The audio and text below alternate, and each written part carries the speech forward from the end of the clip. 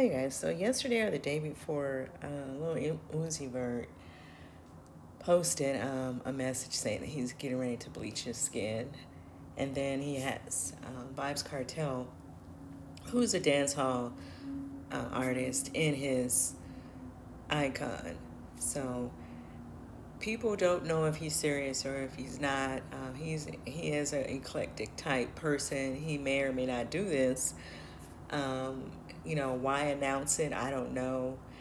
I think that a lot of these artists don't recognize that they do have a sense of responsibility in front of these children, whether they want to take that or not. Why put that out there? That's just kind of how I feel about it. You guys can let me know what you think in the comments. And I'm going to move to the next story because it's also it's a couple stories in here. It's probably two or three where it's some, identity crisis going on. So this next story. 안녕하세요. 저는 지민입니다. Hey guys, I'm finally Korean. I've transitioned. I'm so happy I've completed my look. I'm finally Korean, guys. I have the eyes. Just had a brow lift as well. So I'm so happy. Finally, I've been trapped in the wrong body for 8 years. And that's the worst feeling in the world, when you're trapped and you don't feel like you can be yourself. But finally, I'm Korean. I can be myself. And I'm so happy. There is a TikTok influencer, and I really should have his name in front of me, but I don't, but I will add it to the story. He is trying to look like one of the members of BTS, which is a Korean singing group. And so he is going through all of this plastic surgery to look Korean. Yes, I said he is turning himself into a Korean person, and this is what he's saying. He's spending money on these surgeries to look more like this member. At this, you can see the guy's picture behind him. Yeah, I just sometimes I wonder about these doctors. Are they just doing this for the money, or I guess if people want to do this, and they want to do it, and they're willing to take that risk just to do that, then I guess it's okay. To each his own. Let me know what you guys think about this story as well. He is classified himself as transracial. And of course, we've heard that term before from Rachel Dolezal.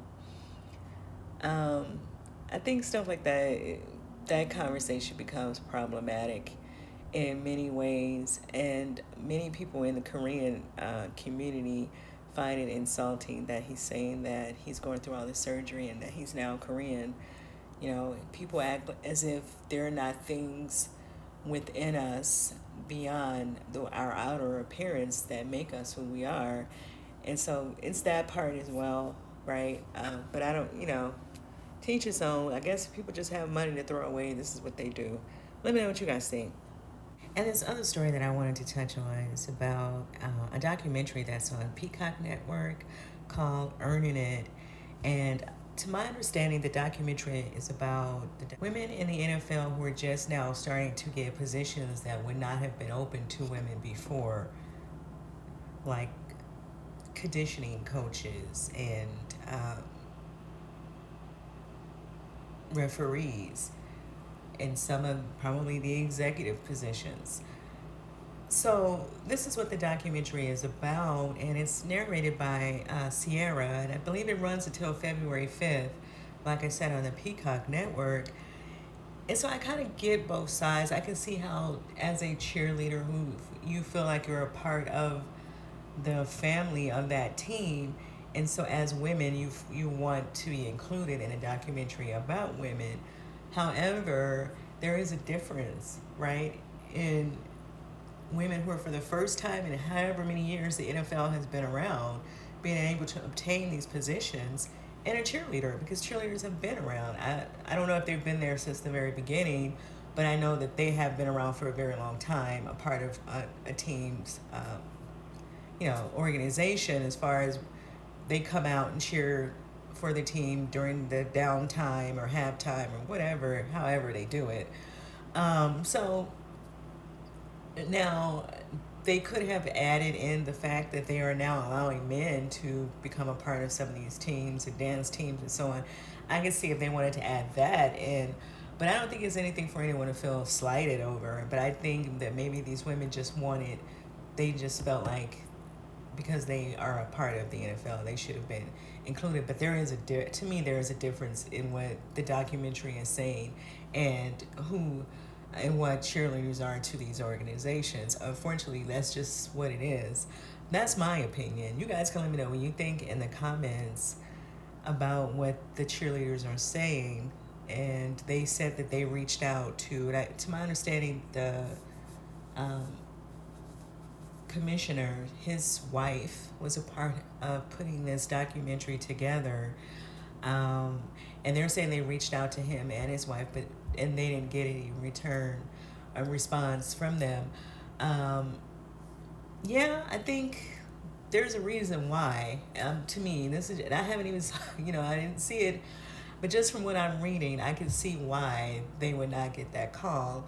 You are a part of the organization, and you've been a part of the organizations for years, right? Cheerleaders are not new. There was no fight for you to get there. Some people, some women groups, and some women would say that it's sexist to have them there. To be honest, we really just want to get into that conversation, but I'm not trying to make this some long drawn out video. Let me know what you guys think about what the ladies are saying, if you agree with them or if you kind of halfway understand what I'm trying to say. The article is out there if you also want to read it. And let me know what you think.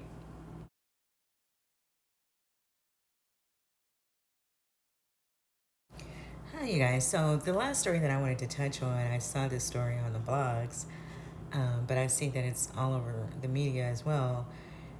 And so, yeah, Black History Month is really giving, right? I have another video coming. I'm going to separate it from this one. But the Emira Despain, she is being called the first black trans woman to represent Victoria's Secret.